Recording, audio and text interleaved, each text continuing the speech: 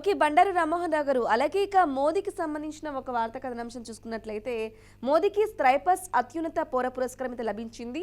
ఇక ఆ దేశ అధ్యక్షుడికి కశ్మీరీ కార్పెట్‌ను ఏపీలో తయారైన వెండి పర్సును కూడా ప్రధాని మోదీ అయితే బహూకరించారు. అలాగే grand cross of the order of సుకోరియోస్ 3 పురస్కారంతో మోదీ అయితే ఇవ్వడం జరిగింది. ఈ పురస్కారానికి సంబంధించి మీ విశ్లేషణ ఏంటి బండారు రామ్మోహన్ రావు గారు?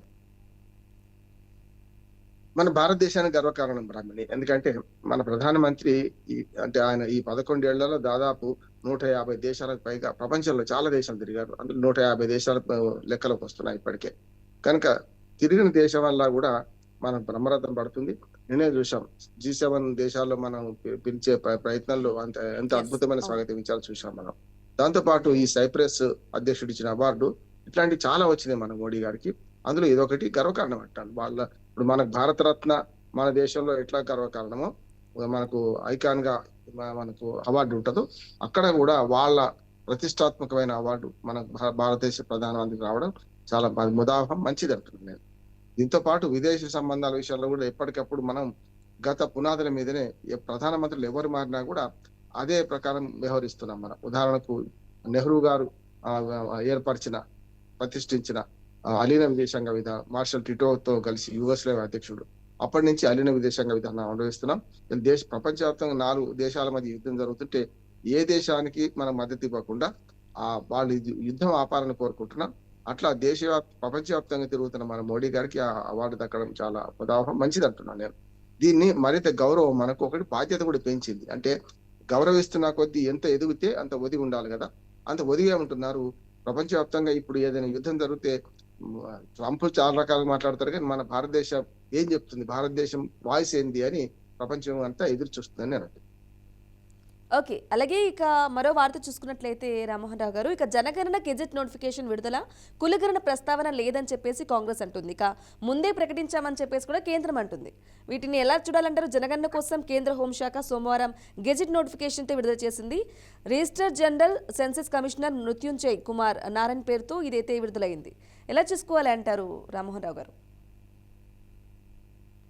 అంటే గెజిట్ పూర్తిగా చదవకుండా మన గెజిట్ లో ఇంకేముంది తెలియకుండా మనం మాట్లాడడం కరెక్ట్ కాదు. కానీ కేంద్ర ప్రభుత్వం ప్రకటన చేసింది గతంలో.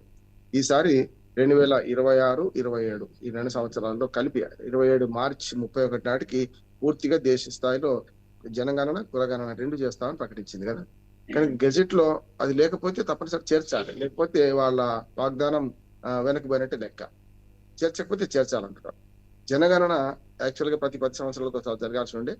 బ్రిటిష్ కాలం నుంచి 1872 నుంచి జరుగుతుంటే 1881 లో మొట్టమొదటి కులగణన జరిగింది. అప్పుడు 7 సార్లు బ్రిటిష్ వాళ్ళు, 8వ సారి ఆగిపోయింది. ఏంటంటే ప్రపంచ యుద్ధం, 2వ ప్రపంచ యుద్ధం లాగా కూడా ఆగిపోయింది 1941 లో. 51 నుంచి మనం 7 సార్లు, ఇప్పటికి 7 సార్లు మనం చేసుకున్నాం కులగణన. 51, 61, 71, 81, 91, 2001, 2011 దాకా చేసుకున్నాం. 2011లో అప్పటి కాంగ్రెస్ గవర్నమెంట్ మన్మోహన్ సింగ్ గారు ఉన్నప్పుడు ఈ కులగణన కూడా చేశారు. కానీ 1.5% ఆ కులగణనలో కొంచెం తేడాలు ఉన్నాయని చెప్పి దాన్ని పబ్లిష్ చేయలేదు. జనగణన మాత్రం పబ్లిష్ చేశాం. ఆనాటి ప్రకారం అయితే 122 కోట్లకు దగ్గర 121 కోట్ల 80 లక్షల చిల్లర మన జనాభా ఉందని ఆనాడు తేల్చారు. ఫైనల్ లెక్క అది 2023కు లెక్కలు వచ్చేసినాయి. ఆ తర్వాత 2021కి రావాల్సిన కావాల్సిన జనగణన మన కోవిడ్ వల్ల ఆగిపోయింది. 2011 జనగణన 2013కి వస్తే 2021 జనగణన జరగలేదు. కనుక జనగణన జరగాలని 31 దాకా కాకుండా జరగాలని ఒక ఆలోచన చేసిండు. దాంట్లో 4 ఏళ్ళు వెనక్కిపోయినా సరే, అంటే ఇప్పుడు సరిగ్గా 14 ఏళ్ళు అయిపోయింది జనగణన జరిగింది మన భారతదేశంలో. అందులో కులగణన కూడా జరగాలని మొదటి నుంచి కాంగ్రెస్ పార్టీ డిమాండ్ చేస్తుంది. మేము చేశాం కానీ తప్పులున్నాయని 2011లో ప్రచురించలేదు అనుకుంటుంది. దీనికి బ్రాహ్మణి మనకు ఈ ఒకదానికి వెనుక ఒక సీక్వెన్స్ ఉన్నది, సీక్వెల్ కూడా ఉన్నది. ఎట్లా అంటే మొట్టమొదటి మన జనగణన జరగాలి. జనగణన 2031 దాకా జరగకపోతే మళ్ళీ 4 ఏళ్ళు వెనకపోతే కనుక మనకు డిలిమిటేషన్ యాక్ట్ ఏం చెప్పింది 2011లో సరిగ్గా 25 ఏళ్ల తర్వాత జనగణన జరగాలని అంటుంది. అంటే ఆ 25 ఏళ్ల తర్వాత జనగణన జరిగిన దాన్ని బట్టి డిలిమిటేషన్ చేయాలని ఉన్నది. కనుక డిలిమిటేషన్ జరగాలంటే 2026 జనగణన జరగాలి. డిలిమిటేషన్ కు జనగణనకు ముడిపడి ఉన్నది. ఈ రెండింటికి కలిపి మహిళా రిజర్వేషన్లు ముడిపడి ఉన్నాయి. ఈ మహిళా రిజర్వేషన్లు ఇవన్నీ మూడింటికి కలిపి మనకు జమిలీ ఎన్నికలు ముడిపడి ఉన్నాయి. వరుసగా చూడండి, జనగణన జరగాలి, దాని ప్రకారం ఏమో డిలిమిటేషన్ జరగాలి. డిలిమిటేషన్ తర్వాత మహిళలకు సీట్లు పెంచే క్రమం చేస్తారా, కొత్తగా సీట్లు పెంచుతారా, మనకి రిజర్వేషన్ 33% రిజర్వేషన్ మహిళా బిల్లు ఇప్పటికే పాస్ అయింది. కాకపోతే కొత్త జనగణన తర్వాత డిలిమిటేషన్ తర్వాత చేస్తామని కేంద్ర ప్రభుత్వం ప్రకటించింది కనుక దానికి దీనికి కొంత లింక్ ఉన్నది, లంకే ఉన్నది. దాంతో పాటు అంతిమంగా మనకు జమిలీ ఎన్నికల కోసం కూడా ప్రయత్నం చేస్తుంది కనుక జమిలీ ఎన్నికలు జరగానికి ఇవన్నీ జరగాలి. అందుకని నేను ఏమంటున్నానంటే ఈ 4 వరుసగా జరగాలంటే మొదలు జనగణన జరగాలి, అందులో కులగణన కూడా చిక్కుకుంటున్నది. కులగణన చేస్తే మనకు తెలంగాణ మోడలా, బీహార్ మోడలా, లేకుంటే ఇట్లా ఒకటి ఉన్నది. కానీ ఏ మోడల్ అయినా సరే ఇప్పటికే కులగణనలో మనకు అవసరమైన అంశాలు రాలేదని కూడా మాట అంటున్నారు.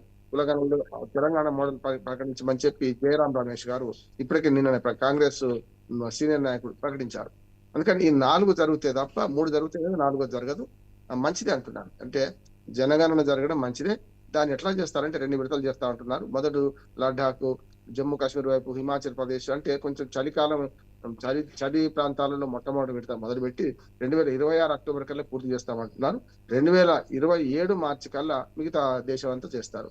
మొదటిదేమో ఇళ్ళ అంటే మనకు ఇంటి నెంబర్ల ప్రకారం ఇంటి నెంబర్లు అంటే ఆవాసాలు గుర్తిస్తారు.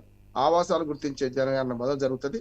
తర్వాత ఆవాసాలకు వెళ్ళి రెండోసారి వ్యక్తిగతంగా వివరాలు తీసుకుంటూ జనగణన చేస్తారు. అందులో కులగణన కూడా ఉంటుందని కేంద్ర ప్రభుత్వం ప్రకటిస్తున్నది. ఇది మంచిది. దీనివల్ల నేను చెప్పిన 4 మార్పులు వస్తాయి. మహిళా రిజర్వేషన్లు వస్తుంది, జమిలీ ఎన్నిక జరగడానికి అవకాశం ఉంటుంది.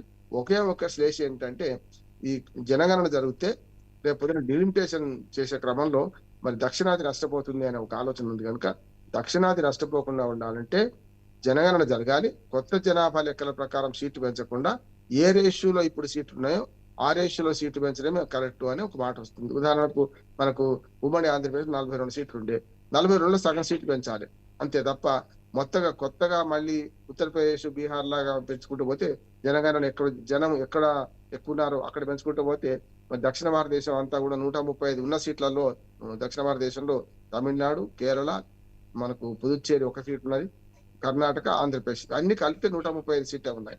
ఒకవేళ 2026 జనగణనలు తీసుకొని లెక్కలు చేసి డిలిమిటేషన్ చేస్తే మనం 125కి పడిపోతాం, 122కి పడిపోతాం. అంటే 10-12 సీట్లు మనకి పోతాయి.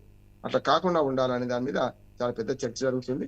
జనగణన మరొక దుమారానికి దారితీయొద్దు, డిలిమిటేషన్ అంతకంటే దుమారానికి దారితీయొద్దు. కనుక డిలిమిటేషన్ ను గతంలో 71లో ఇందిరాగాంధీ గారు ఆలోచించినప్పుడు, 99లో వాజ్పేయి గారు ఎట్లా ఆలోచించారో ఆ రకంగా దక్షిణాదికి నష్టం కాకుండా మన డిలిమిటేషన్ చేస్తే ఈ జనగణనకు అర్థం ఉంటుందని నేను